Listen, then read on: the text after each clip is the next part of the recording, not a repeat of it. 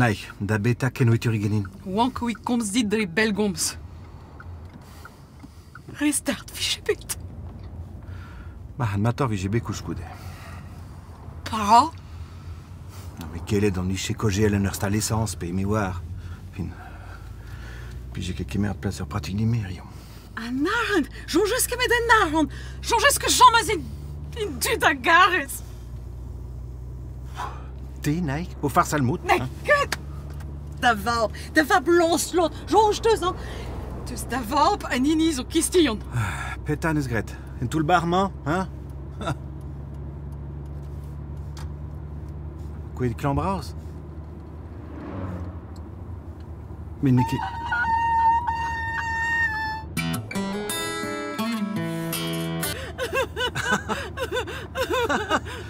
Ar fellen eus ka neke gwir. Drast. Oh, rast, eh. An drast. Ah, mais kelou mad e an dra e chom o mazad da zibi ar preti, pe de genin, champagne. Hein? Ar goukou kazina e chou, naik.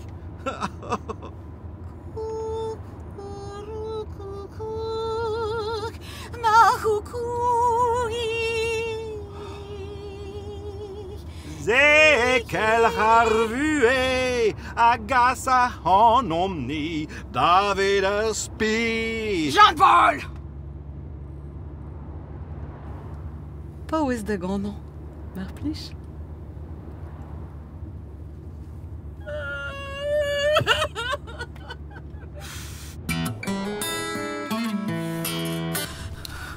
Mais libre, diwar vraiment, da vue a helikas vel a gari, hein? Ya, vene keze. Ah, da vab, a chomo da vab, da weekend, hein? Neus ken ur vamp deon. Ya sur, mais... Bon, potret zo, a zo tom ou skeudenn o mam, lodal, a gemer o maouez vid o mam, guire. A te teus gwet? Flo zo kalz reyon, fin. Te a me, geni me, om houplet. Ah non, jonge ket din, mais j'ai tapé dans l'autre vid ma mam. Forcément, ok, moyen kevez ata. Dispak da jonge? Mais reuel ar varen, 40 kenta da vue, eh. Ya, fin gozer ket deus mam eus tra, hein? Eh bien, ya, ne gojer ket deus mem eus tra, blam da ze, ne ket da aucun veria. Enfin,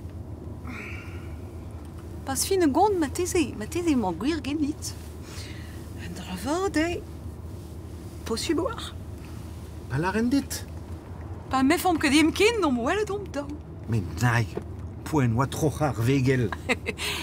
Nom welet om daou te a me karidik.